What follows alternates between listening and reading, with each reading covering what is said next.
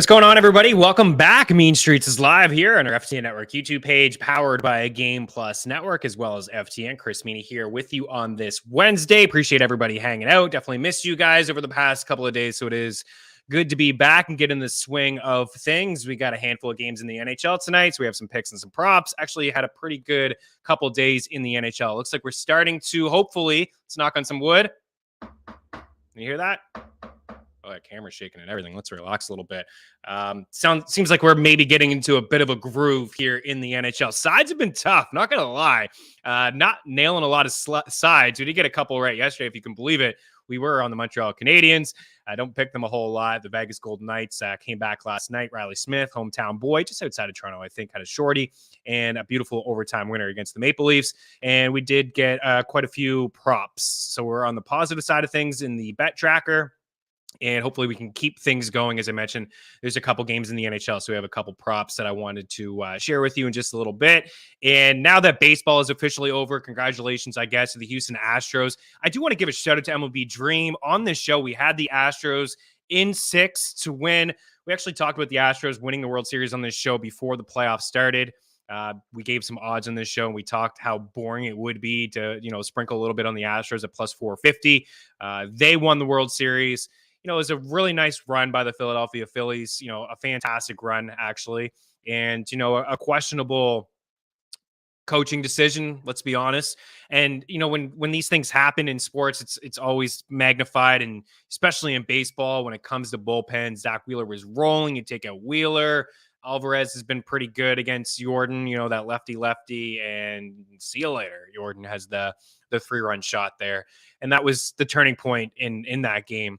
No question. But I shout out to Dream. We talked about Jeremy Pena at 18-1 to win the World Series, like the MVP. And wow, what a player, right? To win the ALCS MVP and then to follow it up with the World Series MVP. I think easily, Framber Valdez, I'm sure he had a few votes. He was pretty good in the 2 starts that he had in the World Series. I think he allowed 2 runs in each of those 2 outings. He was fantastic, I thought, but for Pena to lead the World Series and hits and the average and, swiping bags and making plays defensively, a really nice player. And they were easily able to replace Carlos Correa just like that. But shout out to MLB Dream on a fantastic season over at FTNBets.com, Josh Gross as well. And those 2 guys were great over at FTN Bets in terms of MLB picks. So we'll say goodbye to the MLB season for now. It is winter meetings. There were some rumors, some reports yesterday, day before, I believe. My days are all mixed up. There's a lot of driving over the past couple of days, like 50 plus hours in the last 4 days of driving. I did a lot of driving. We are here, and I'm happy to be back here with you guys. But bear with me if I have a lot of just nonsense takes here today. I think I'm half asleep. Kidding. I'm ready to roll. What was I going to say, though? Don't remember. Oh, yeah. Shohei Ohtani, apparently not going to get traded. We'll see. There's some players that opted out. Jacob deGrom, Xander Bogaerts, a couple other players, a couple of other, Carlos Correa, I mentioned him. So we'll see. I think there'll be more movement and more money, tossed around at the winter meetings and free agency and some trades in more so this season than in the years past, I believe, because, with the pre-COVID, it was... During COVID, there was a lot of just the money revenue and things like that, but it's looking like now baseball's in a shape that they were in pre-COVID. So we'll see what happens there. Fantasy football talk, guys hanging out. Deesh, Adam, Mr. Nice Guy, what's up? Appreciate you guys hanging out with us. Good morning, good afternoon, whatever it is for you as well there, Adam. We're going to get into some fantasy football stuff. Take a look at the Week 10 NFL schedule. We do have a game in Germany this week, Bucks and the Seahawks. I want to go over a little bit, some takeaways from Week 9, because, of course, I wasn't with you guys for the past couple of days. A lot has happened, right? Like Justin Fields, broke Michael Vick's record for most rushing yards in a regular season game. He's been just trending up. It took a little bit of time. He was one of our favorite targets here before the season started, but it's taken a little bit of time. He's looked awesome over the past couple of weeks for sure. Tyreek Hill breaking records as well. The most receiving yards for a wide receiver over the first 9 weeks ever, all time. And he did it with Tua. I think a lot of people owe Tua some apologies. He looks better with Tua, Tyreek Hill, that is, than Patrick Mahomes. Straight up. It's just the way it is. You can't tell me that he doesn't, because he just set an NFL record for the most yards ever through 9 games, through 9 weeks. Crazy. And Tua's looked great. Accuracy is off the charts.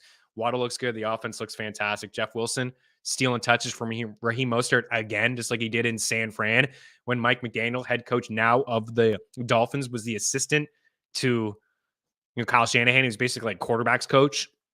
It's like the Shanahan playbook is over there. Like, how often do you see a running back with a new team just overtake, not completely? Usually these guys are only sprinkled in here or there, a couple touches. CMC, right, is a good example. CMC was hardly used in his first game with the 49ers. In his second game, he threw a passing touchdown. He ran for one. He had a receiving touchdown. Crazy. Other running backs, James Robinson, hardly used in week 1. Week 2, a little bit more usage, more so than Michael Carter. I thought Carter looked pretty good in that game against the Bills, and the Jets ended up winning that game. Huge takeaway. Josh Allen, of course, is a topic of discussion. We'll keep an eye on the situation there. And then also there was another takeaway. I'll think about it in a little bit. We're going to have some takeaways from week 10. Obviously, waivers have run in most leagues. We'll take a look at the most added and dropped, most traded. I got a few stashes as well. I think this is the time of the year where you just need to have people on your bench. You can't be fighting for the next man up, especially if you're in a good spot. And it looks like, you can never get too comfortable in fantasy football. A lot can happen in a heartbeat. It just can't. But you want to have your bases covered here. You want to have next man up running backs, maybe 2 defenses, maybe a second tight end, maybe a second quarterback. You don't want to be fighting at this time of the year, for, running backs getting in battles in your league with, fab budgets or waiver wire priority. You just want to have, the next man up. You just want to have guys handcuffed. You just get prepared, right, for fantasy football playoffs. It's only 5 weeks left. Now in double digit, week 10 here. So most people, playoffs are starting week 15, 16, 17. Week 14, there's buys. So we'll take a look at the most added, drop, traded, get a couple buy low, sell highs. We'll take your questions if you guys have any. We have some NBA props, 3-point props. Going to kind of do NBA, now that baseball is over, NBA props, like 3-point props. Just like, that was my weak shot. This is a Dirk. We'll have them just like shot props. Kind of do that. There's some plus money things out there. If you go digging, prop shop, use it as your friend. Jaylen Warren, in the news. We'll get to that in a little bit. There was a report yesterday about Jaylen Warren being the potential workhorse running back this week over Najee Harris. So I'm big time concerned about a few players in the NFL. Najee Harris is one of them. Jonathan Taylor is another guy. Josh Jacobs is another guy too. We'll talk about why in just a little bit. Get your questions in there. Picks, props, it's all coming your way here on Mean Streets. We're happy to be back. Stay tuned. We'll return here on Game Plus Network after the break.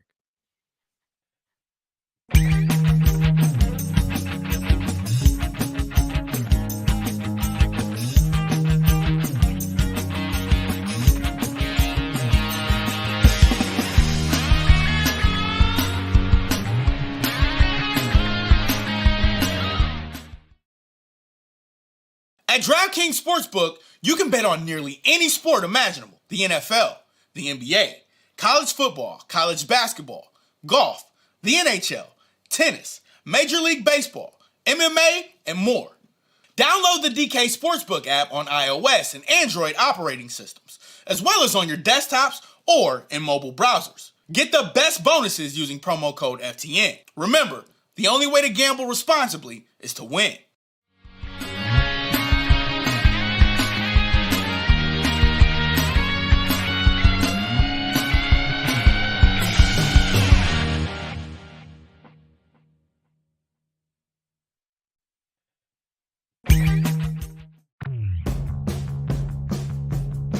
Prize Picks is a creative new way to parlay picks based on expected fantasy point production and single stat projections. You pick 2 to 5 players and predict if they'll go over or under their projected fantasy point total or their single stat total.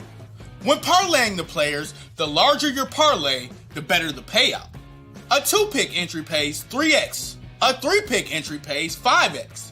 A 4-pick entry pays 10x. As a bonus offer, there's a flex play option. This provides an added level of security on your entry where you can decrease your multiplier received if you miss one of your entries, but hit on all the others. At FTN, we have Prize Picks coverage for every sport in both article and standalone pick format on our Prize Picks pick tracker. Use promo code FTN for a 100% deposit match on your first deposit of up to $100.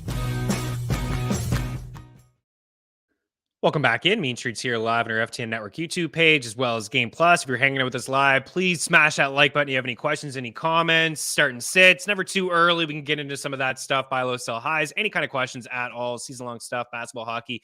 I am here for you guys. And if you're watching on Game Plus Network, you want to hop on over to our FTN Network YouTube page. If you have any of those questions, feel free. Leave them there in the comment section. Always circling back on these videos. Of course, this show can be heard on iTunes, Spotify, wherever it is that you listen to your favorite podcasts. Let's get into a couple things. I'll just say this off the top. Deesh, is Cooks droppable? I'd say yes. I'd say he is. He'd be one of the guys that I'm concerned about as well. I just think maybe I'm overthinking it a little bit, but this guy wanted to get traded. He's not happy. He sat out, last Thursday against the Eagles. Is he going to play this week? I don't know. If there's some reports that I just haven't really been paying attention to that, I'm sure we'll hear something today or Thursday or Friday for sure if this guy's going to play. But what are we doing here with Brendan Cooks? For Cooks, there's a couple guys I don't want to say that I've been in this business for a long time, that I've seen everything, but I've seen a lot, and I've seen good players that are ready to play that don't want to play in football, in other sports. Cooks is probably thinking about his future. He's probably ticked off, for one, that he didn't get traded and he's on this garbage team in the Houston Texans. You remember AJ Green?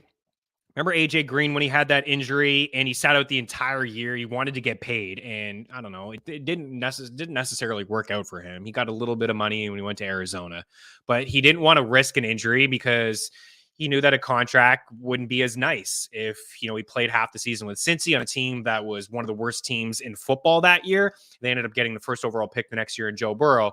But he sat out the entire year, and there was questions every week. There were questions. I remember when I was with The Athletic, I was producing a podcast. Hear that podcast growling. Paul Danier Jr. and Jay Morrison. A shout out to those two guys, do some fantastic stuff over at The Athletic. They're both phenomenal people and a great podcast. Even if you don't like the Bengals, highly, highly entertaining. But I remember every week with those guys, it was always AJ. Is AJ going to play? Is AJ going to play? Is AJ going to play? And he didn't want to play, won that contract. Michael Thomas, the past couple of years. Michael Thomas going to play. Michael Thomas going to play, won that contract. What about Cooks? Cooks wants a contract. Next contract. We can laugh about this all you want, but these guys are, they're looking after, they want to look after their family. It's that next best big contract. You hear Eric Young say it all the time on Dangle Betselli. Contract year. Players are fighting, put food on the table for their families. For Cooks, this is a really good wide receiver. He's been traded multiple times for first-round picks, multiple times. Like, the Rams didn't want him. The Saints didn't want him. The Pats didn't want him. The Texans, I guess they want him. They're not trading him away. Like, silly not to trade this guy. If you're Houston, you want to get some picks and look ahead at your future. But he could get shut down. He could just refuse to play because maybe he just wants to stay healthy. Why risk it on this team in Houston? If you want a contract. So yeah, I do think he's droppable. If you're in a 14-team league, maybe you hold on to him. In a 10, absolutely a drop. And in a 12, you're not starting him. So we'll get to some other wide receivers, but Terrace Marshall, Wan'Dale Robinson, these are guys I would much rather have than Brendan Cooks at this point. So Meaney over Cooks, 100%. 100%. Mooney's on the field. He's playing. And these next couple games look really good for Justin Fields and company. The offense has kind of opened up a little bit. It took some time. Hey, they went out and got Chase Claypool, Cole Kmet. Hey, it's taking some time. We can't victory lap on that. We already dropped Cole Kmet all over the place. The only league I have Cole Kmet is the 16-team Dynasty League, and I kept playing him. Yeah, I played him week 1, 0, week 2, 0, week 3, 1 point. I kept playing him. So yeah, I'm happy over the past couple weeks. He's got 3 touchdowns over the last three games. You need one more touchdown to get his season-long future prop of 3.5, over 3.5. I think we'll get there. But yeah, you're playing Meaney. Fields looks really good. We'll get into Fields in a little bit. I believe he's a sell-high candidate, to be honest with you. I think, especially this week with Detroit, he's going to probably have another good game, or he's going to run, and you can do whatever you want to do on the Lions, unless your name is Aaron Rodgers. You can do whatever you want against the Lions. But week 14 bye concerning. Week 15, I believe Eagles. Week 16, Bills. Really tough playoff schedule for Justin Fields. Now, he can overcome it. We've seen it. In New England, he had a game against the Pats. He had a game against the Cowboys. We all saw on this show Justin Fields trending up, but we were still a little hesitant to roll him out with confidence in a single quarterback league, considering those matchups. But he passed them. So not to say that he can't have a good game against the Bills or against the Eagles, but those are tough spots for him, plus with that bye week right before the playoffs. But Meaney for sure over Cooks. Deesh, Meaney, Rondell, Terrace Marshall, A-Rob. No chance on Robinson. I think Rondell is nice, and I think Marshall is a guy that's really trending up. We talked about him last week as a waiver wire pickup. It's been a couple solid weeks in a row for him. He's got a matchup on Thursday against the Falcons. I would play this guy over Cooks. There's no question about it. Hey, he's just, they're giving him an opportunity with the trade. CMC was traded, and Robinson, right? Allen? No. Who's the other guy they just straight up got rid of? It's Robinson, right? I can't figure it. These are the things that are going to happen to me today. These things that maybe I can think of. It was the former Jet. I got it right? Robinson. They just kind of let him go. Yeah, they got him go. They let him go. Help me out. Nobody's hanging out here. Nobody's hanging out here in the show. It's not Allen Robinson. It doesn't matter who it is. The Panthers have let go of a lot of players over the past couple of weeks. So let's see what they have in Terrace Marshall. Is a really good player at LSU, and he's starting to trend up. I would probably play him even over Rondell, who I like. He's had a couple decent games in a row. I think if you're in a full point PPR league, Deesh, I think Rondell certainly has a little bit more value, but I would probably go Marshall. I would probably go Meaney, Marshall, Rondell, A-Rob, right? I mean, the Rams, I said it to Tyler in the green room.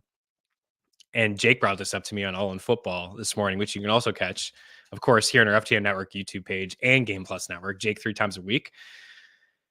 He told me a stat that I was just mind-boggled. I knew that Stafford was bad, but I didn't know he was this bad. But he said that he is averaging like 2.2 fantasy points, 2.2 more fantasy points per game than Baker Mayfield this year, which is wild to think about. I still want to just like that name is up. It's right there. And I'm trying to figure it out, and I want to get to it before I move on from this. Robbie Anderson. Anyway, it's not like he was doing much in Carolina, but that's just more opportunity for Terrace Marshall. I really like Terrace Marshall. Tyler, this is a good one here. Jaylen Warren. This is a topic of discussion. I don't know if anybody was able to get Jaylen Warren. Hearing Jaylen Warren could get expanded workload coming out of the bye. Would you drop any of Gordon, Chuba, Wandell for Warren? So, yes, I think I would take a shot here and grab Warren. Two things. So I'll actually get the report. I quote retweeted it yesterday. I just want to get the name right here. It's from @ThePonyExpress on Twitter. Andrew Filipino. I don't know how to pronounce it. Philip Boney. I'd say it's Filipponi. Andrew Filipponi. Great last name there. I like it. He talks about, this is his Twitter bio here. I talk about sports in Pittsburgh on 937, The Fan, also seen on FanDuel TV, and KDKA. He's got 69,000 followers. He's verified if that means anything. Maybe he's paying the $20 a month or whatever it is to Musk to get verified here. Anyways, he follows the team pretty closely. So, and I don't know if there's really a lot of truth to this. I mean, I haven't heard Tomlin come out and say it, but he said, quote, "I think Tomlin is benching Najee. I expect Jaylen Warren to be the workhorse Sunday, and I give Tomlin a lot of credit for doing that." A couple things here. I see some more questions coming in. We'll definitely get to that. So Najee hasn't looked great.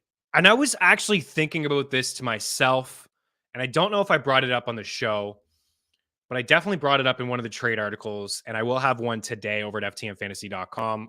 I got in late last night. I usually have this article out Tuesdays or early Wednesday. I'll have it out today, and I'll revisit it with you guys tomorrow. It's going to be free at ftnfantasy.com. I'm going to go over everything. I have buy low, sell highs, players I'm concerned about, pickups in deep league, dynasty buys. It's like this is kind of the last couple weeks here to trade, because I believe week 11 is, some people have a trade deadline this week. I think the standard is week 11. It's tough to, it's really tough to make trades, but there's an opportunity this week. The biggest opportunity to trade was last week with 6 teams on bye. You really take advantage of a lot of people. But anyways, I was watching that game against the Eagles on Thursday night, and I tweeted out that Najee had 0 rushing attempts in the first half. 0. I couldn't believe it. 0 rushing attempts in the first half. And a lot of people were like, oh, it's the Eagles. The Eagles will do that to you. You're not even going to give this guy a rushing attempt. Are you kidding me? like former first-round pick. Last year looked great behind a brutal offensive line, led the NFL in catches among running backs. Like he was involved a lot. And I was thinking, how do you not even give this guy an attempt? And it's not about the Eagles. If there's a hole in the Eagles defense, it's the run game. They can't stop the run. And I have massive concerns about them moving forward because of the path through the NFC. There's a lot of good running backs in the NFC. There's CMC, there's Dalvin Cook, there's Saquon Barkley. These are teams the Eagles are going to have to run through in the playoffs. And then you got a 1-2 punch in Pollard and Zeke. There's another 1-2 punch off the top of my head that I can't really think of right. There's a lot of good running backs in the NFC, and that's the concern with the Eagles. They didn't even try to run. You saw what Dameon Pierce did last week. He ran all over Philadelphia. You don't think Philly knew that they were going to run the rock with Dameon Pierce like 20 times in that game? They absolutely knew. They faced a lot of stacked boxes in that game, and he still ran all over them. They didn't even try. So there's a couple things to unpack here. I do believe this report to an extent. I don't know if he's going to have a heavy workload. I don't know if he's going to touch the ball 20 times. I don't feel like that's going to be the case. But he is trending up. There was a report just before the season started that Najee Harris was dealing with a Lisfranc injury. We didn't hear this at all in the offseason. And apparently he was just fine. Like he had the 4 to 6 weeks off, which is usually what these running backs have time off to, kind of heal that injury. He had that time off. So he really wasn't on the field throughout training camp. And then he didn't really play in preseason. And then he gets in and he's playing and he doesn't look good. So this is an injury that is probably bothered him throughout the entire season. He's been dealing with this. So he's not getting any touches. He doesn't look explosive at all. And if you're the Steelers here, I mean, why not just shut him down? Like, I wouldn't be shocked if he's benched or he's just shut down. It's the same thing for the Colts with Jonathan Taylor. What's the point? You're clearly tanking. I mean, you didn't want to pay Matt Ryan the bonus to, continue to play him, whether he had injury or not. Sure, he probably wasn't 100%. He was sacked more than anybody behind that offensive line. What are you playing him for? That's why they went to Sam Ellinger and not Nick Foles, because Nick Foles gives them a better chance to win. They fired the offensive coordinator, then they fired Frank Reich, and then they hired Jeff Saturday as zero coaching experience. So they're tanking. Why are we playing Jonathan Taylor? He probably will get shut down. The same thing I think about Josh Jacobs. They didn't pick up the 5th-year option on Josh Jacobs. I knew his new coaching staff in town, right? Josh McDaniels, I get it. Why are they going to pay Josh Jacobs? Yeah, he's a really good running back. But why would they pay him before the coaching staff could even see him on the football field this year? So are they going to pay him? I don't think so. I don't think they're going to ante up money for Josh Jacobs. I don't know if they're going to fully shut him down. Maybe the Raiders feel like they still have a chance to make the playoffs. They don't. They don't have a chance to make the playoffs. They've been blowing leads left, right, and center. They're headed for a top 5 pick.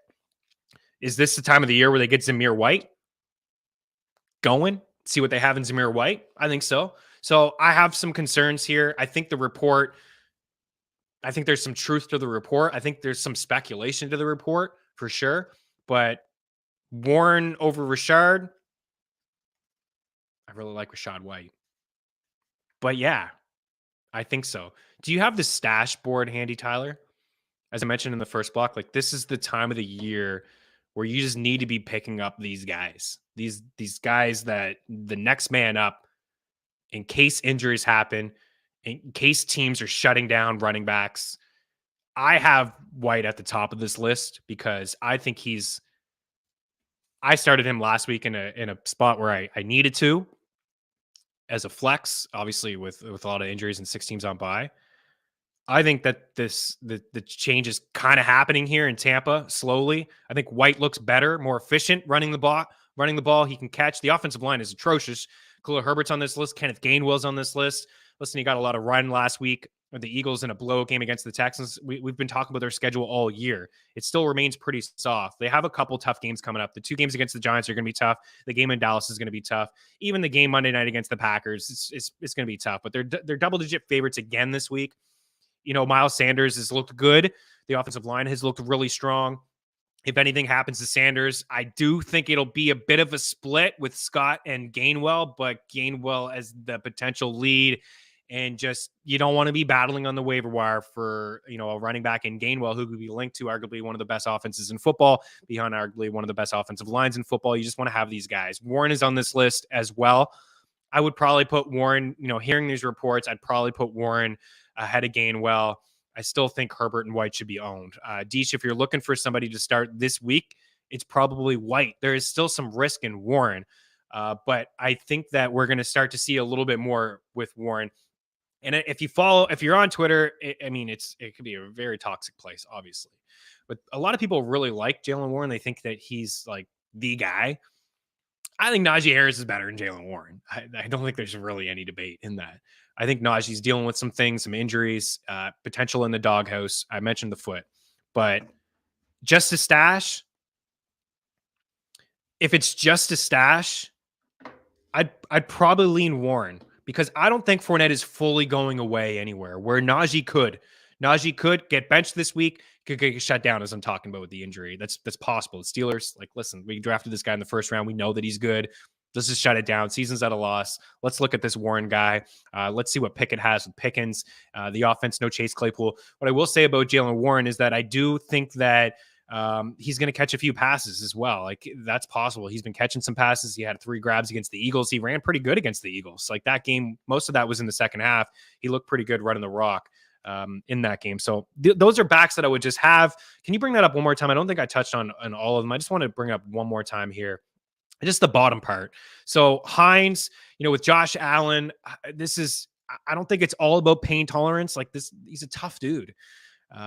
He can play through a lot. We've seen it. And he chucked the ball 65 yards down the field after that injury. I saw the injury. It was the second or third final play of the game.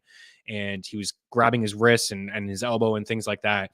It doesn't sound like he needs, surgery and UCL. It's linked to Tommy John, and we've seen it before. And it's mostly a baseball thing. And pitchers will tell you they come back stronger, feeling stronger. It is a little bit about pain tolerance. Can he battle through this? But also, can he grip the football? And if he can't grip the football, he can't play. He can't throw with accuracy. So if he's shut down for a little bit, clearly the offense is not going to be as great with Case Keenum. I think he's a capable backup. We saw him a few years ago with Minnesota in the NFC Championship game against the Eagles. He struggled in that game, but he brought them to the playoffs, and he's capable. Right? He's still got some weapons there. You feel good about Diggs. You don't feel so great about Gabe Davis if there's no Josh Allen. He's boom or bust with Josh Allen. So how great is he going to be with Case Keenum? He played Diggs but they could run the rock there a little bit more, if there's no Josh Allen. Singletary doesn't have any rushing touchdowns, but, Josh Allen is, he runs it in himself. If you're the Bills, why wouldn't you have Josh Allen just, do what he wants to do inside the 10, inside the 5, as opposed to giving it to Singletary? But Hines should be owned. Madison, if you're a Cook owner, absolutely. Spiller got some run. Sony Michel didn't get a lot of run last week. Eckler's still the guy there. He's heavily used inside the red zone on the ground through the air. He's been a touchdown machine. Remember when people were on this show asking questions about trading Eckler? He's a league winner. He's fantastic. But if anything happens, and Spiller too, right, is a rookie running back that could come on here in the second half of the season, could get a few more touches on the ground. Maybe they lean to the run a little bit more, with some of these guys that are out. Who knows? Keenan Allen's even going to play again this year. Mike Williams is out for a little bit of time. So Spiller's just, who knows? If anything happened to Eckler, guys, everyone would be rushing to get Spiller. Just try to do it now. Jerick McKinnon's on this list, but I think I just saw something of McKinnon with a 3-week injury. So Pacheco should be on this list. Is just, it has been a bit of a committee with all these running backs, and it's a pass-first offense, and there's so many weapons there. We just saw Mahomes threw the ball 62 times the other day. So I think it's very crowded, but if he's out, then the picture becomes a little bit more clear. I would still start CEH over Pacheco, but he just needs to be on Chua Hubbard in there as well. I like Foreman over him. And then Samaje Perine. If anything happened to Mixon, we just saw him have 5 touchdowns, regression in the positive way for Joe Mixon. We knew it was going to happen. I think we brought up on the show a couple. We didn't know 5 touchdowns was going to happen. Come on. Nobody knew that. But he had been a little unlucky. We showed a graphic here from FTN Fantasy about the expected fantasy points and what he had actually had as a running back that was inside the top 2 and 3 in terms of red zone rushing attempts. And there it is. Wow. Look at you, Tyler. My goodness. What week was this from? Obviously, this was before the Cleveland game where he stunk again on Thursday Night Football. He didn't look that great. But you see what he had in brackets, and the expected fantasy points is just is a guy that just wasn't all that efficient running the ball. And you know what? Miami pretty good on, actually, it wasn't Miami who we played. I forget who we played again. Doesn't matter. he had been getting a ton of touches inside the 5 and inside the 10, but he wasn't really converting, and all that happened. And all in one big game, it happened. Is Carolina. Carolina's been pretty good against the run. Anyways, I see some questions. I talked about just some stashes. Yes, Tyler. I would move on from Gordon and grab one of these guys. We'll get into this question in a second. We'll take a break. We'll get back into all this stuff and show the ads and some drops. Went a little long there on all these stashes, but I think it's very important at this time of the year to grab these guys. Don't want to be battling. Trust me, there's nothing worse than, trying to fight with, Alexander Mattison come week 13, week 14 with half your league mates when you're a Cook owner. Nothing worse. And I think we'll see some Jaylen Warren here. So the three biggest stashes to me is Kenneth Gainwell, Warren, and White. I just assume people own Khalil Herbert. Khalil Herbert should be owned. He should be rostered at this point. Heck, you can probably start him as a flex against the Lions this week. I'm sure Chicago will run the ball, unlike Green Bay. We'll break. We'll come back. More football talk. We'll get to some of these questions, guys. Keep it locked.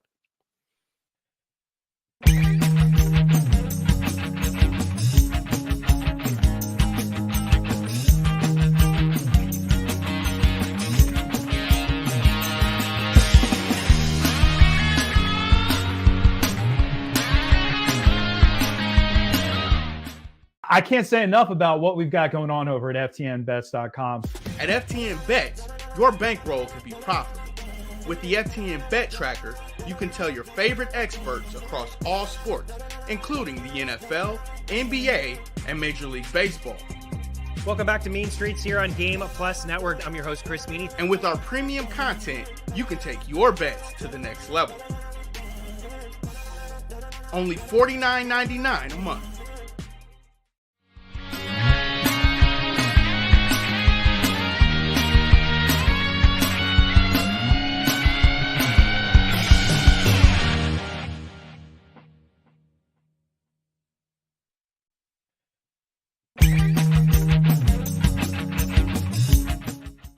Use the tools the pros use at FTN. Our betting models run over 100,000 simulations of every game, with sides and totals in the NFL, the NBA, and more. Use the home run predictor to see who'll hit a bomb deep. Our NFL player projections will make you a DFS king. And the FTN Prop Shop always finds the best odds for your player prop. All tools, projections, and models are powered by FTN data.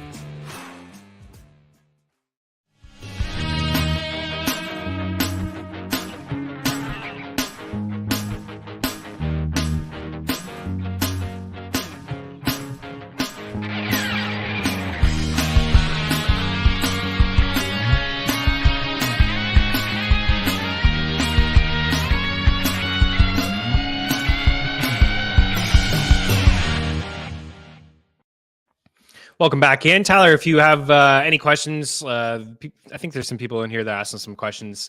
Chuck them up. We'll get to them here. We'll chuck them up. Okay, Kyle Woods in the house. What's going on, sir? Worried about Josh Allen. Get it. Got to be worried. Have him in Superflex along with Lawrence, keeper leagues. So thoughts on Case Keenum?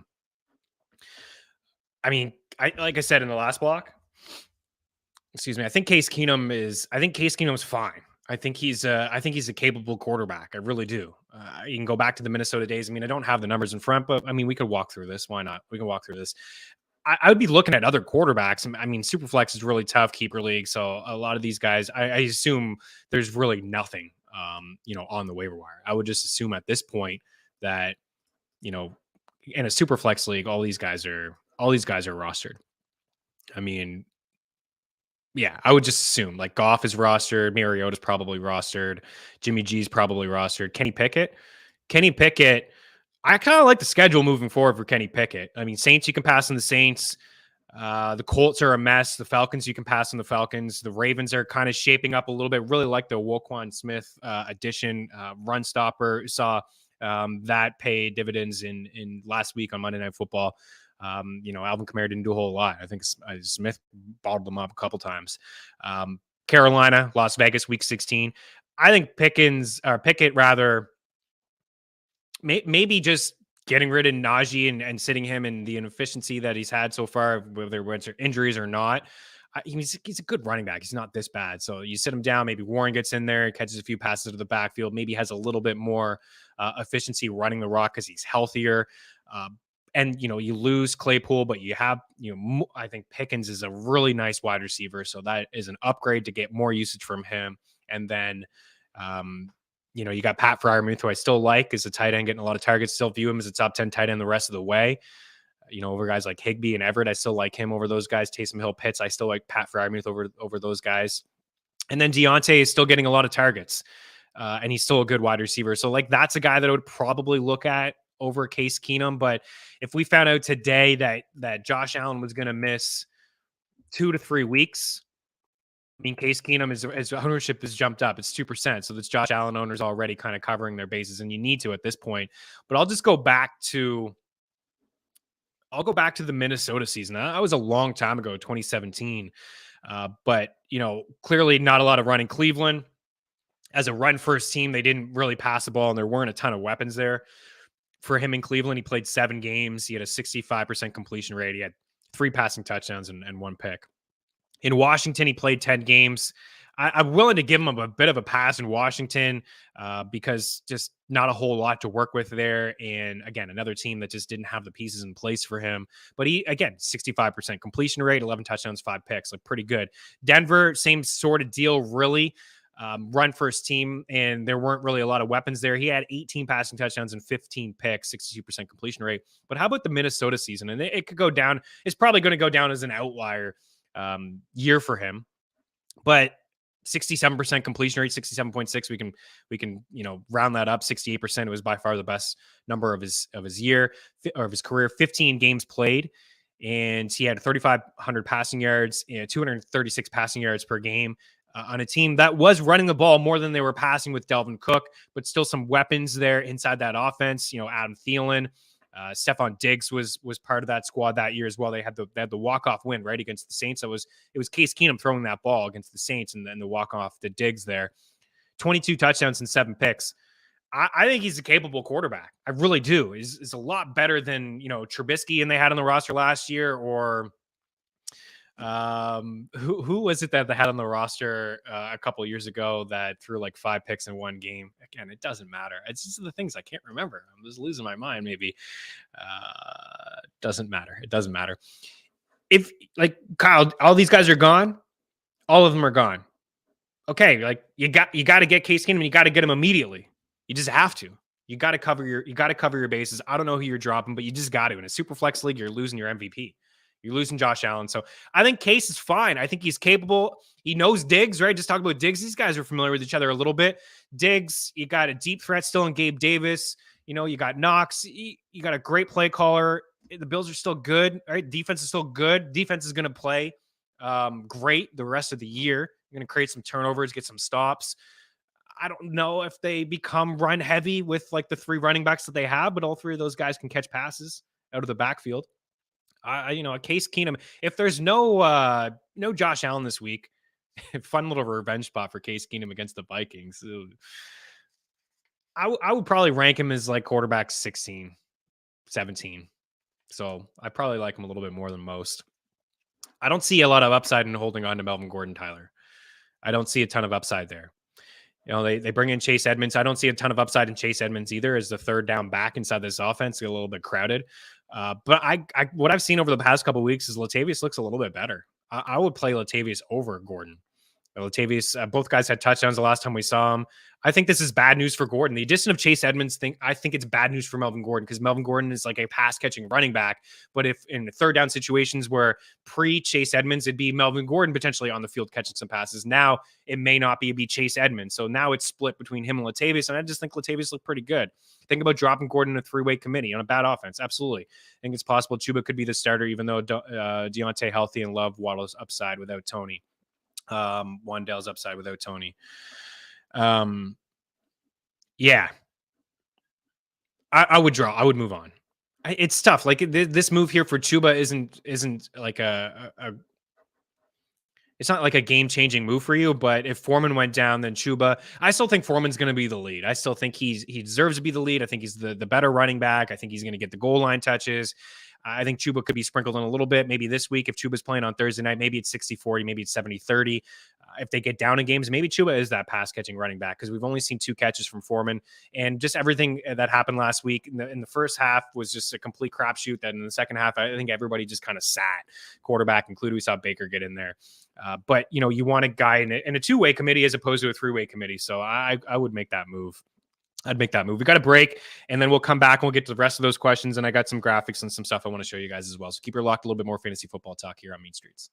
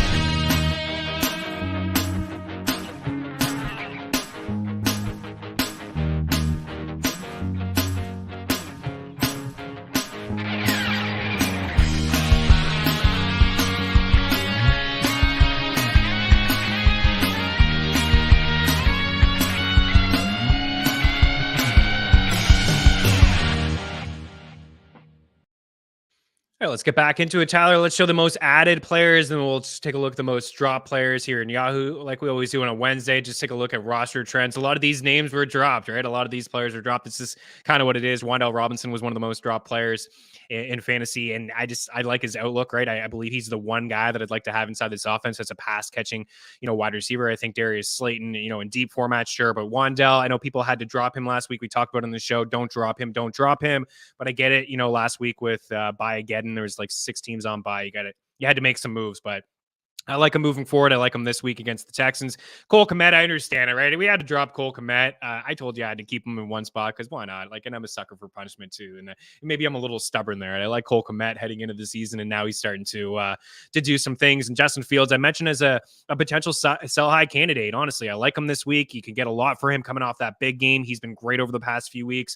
Sure, he comes with a really nice rushing floor. There's no question about it. But if you're looking ahead and you picked up Fields and you're battling here for a playoff spot, it's really tough to trade this guy. But keep in mind, he's got a bye week before fantasy football playoffs, and then he's got the Bills and the Eagles for the first 2 games of his fantasy football playoffs. Beckham, I get it in a deep league, but I don't expect Beckham to do a whole lot. To be honest, it's all going to be about landing spots. Say he goes to the Cowboys. Are we going to feel great about him being the 3rd option, 4th option in Dallas? I don't think so. I think it'd be a good move for the Cowboys. I think it'd be a good move for the Packers, but we're going to feel great about him on Green Bay. And does he want to go to Green Bay? At this point, I think he's going to be a little stubborn and pick his choice of where he wants to go, right? He doesn't want to go to Green Bay. He wants to win. You're not going to win in Green Bay. You're not going to make the playoffs in Green Bay. So it's all about landing spot for Odell Beckham Jr. I wouldn't get too crazy for him, but if you can pick him up and stash him in deeper formats, why not? Jeff Wilson. We saw Jeff Wilson. I talked about him earlier. Jeff Wilson and Mostert, these guys are ranked neck and neck to me. I think they're both low-end RB2s, flex plays. We said not to drop Jeff Wilson. It's just, again, with these running backs, I don't want to get into it too much. I feel like a broken record, and maybe I'm coming across the wrong way here, but I just wouldn't drop running backs, guys. If you can afford to keep them. You just don't know when things are going to change. Wilson knows the system. He came in and was stealing touches for Mostert, just like he stole touches for Mostert as a member of the San Francisco 49ers, catching balls out of the backfield. Both guys got touchdowns. Wilson was catching balls. Mostert wasn't. That is super intriguing to me, and he stole goal line touches from him in San Fran. Wouldn't be shocked if he stole a couple more moving forward. Mecole Hardman, Jake was saying sell high. I get it. Kadarius Toney, I said on the show, like, sell high on Kadarius Toney. I think he's a good real life player. It seems like he's just wasting a spot on your bench again, back-to-back years. Will he be more sprinkled in this week against the Jags? Yeah, potentially. I saw him catch a pass in overtime. That was nice to see.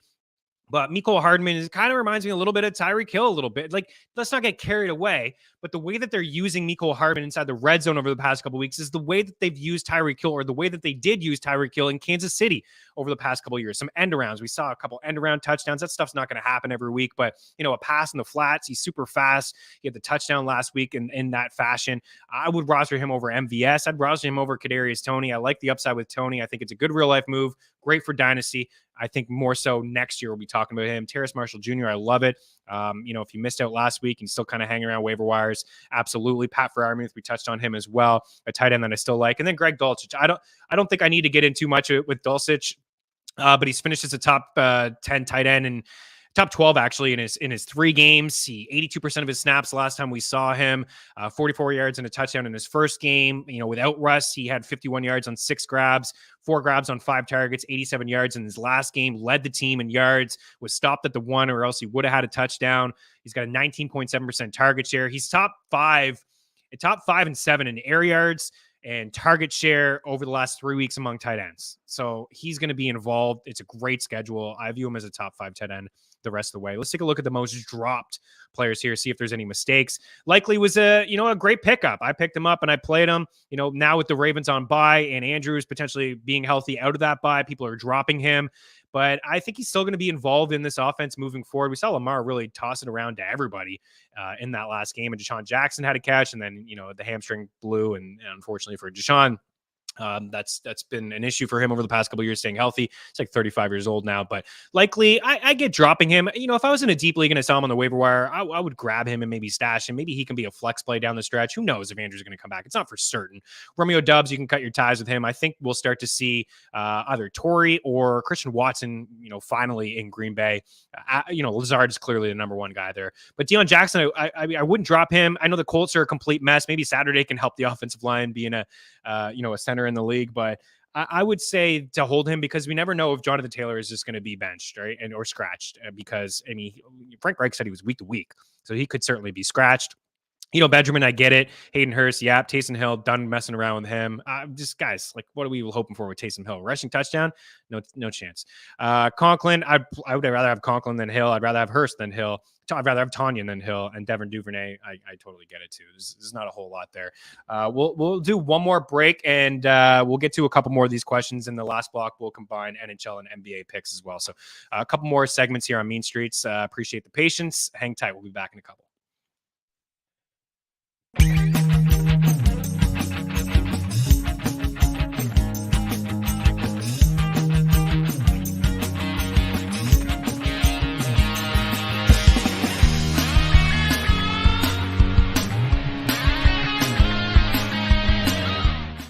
I can't say enough about what we've got going on over at FTNBets.com.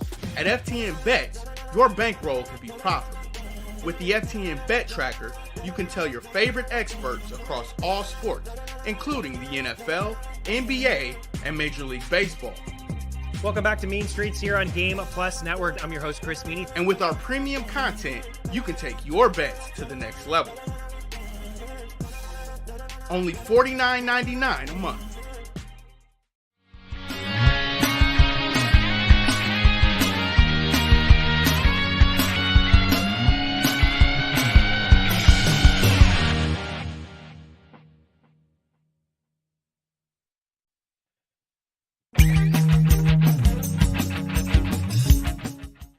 Use the tools the pros use at FTN.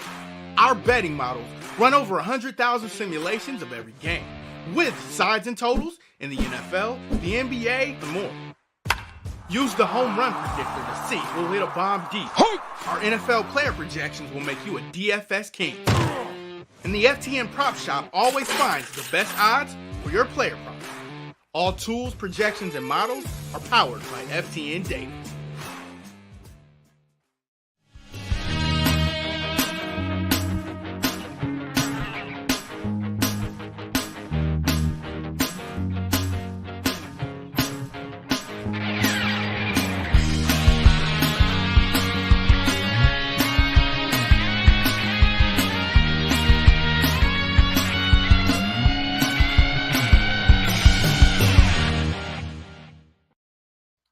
All right, quick little segment here. Got about 2 minutes or so, and we'll round out with some picks in the NHL and the NBA.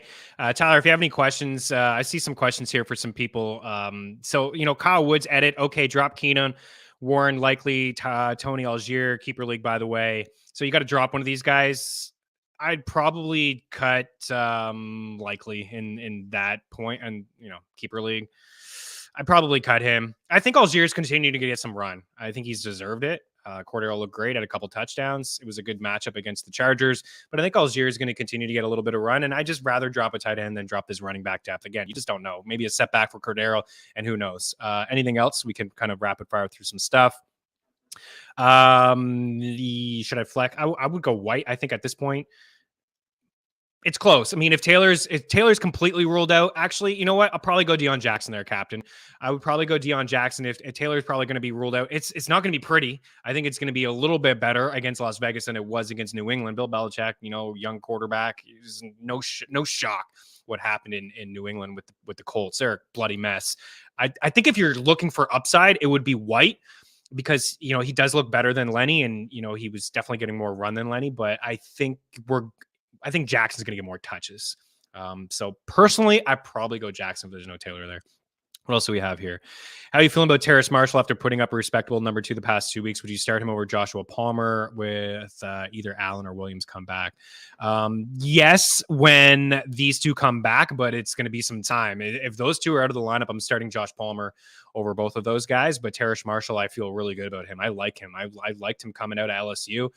It's taken some time here. I'm happy to see him get some run. I think he's a really good wide receiver. I don't know what took so long. Matt Rule is out to lunch. What else do we have here? Should I trade Kelsey and DJ Moore to get Henry and Hawkinson? And my current RBs are Kamara, Swift, Pollard, Rashad White, and Dylan. Man, Dylan.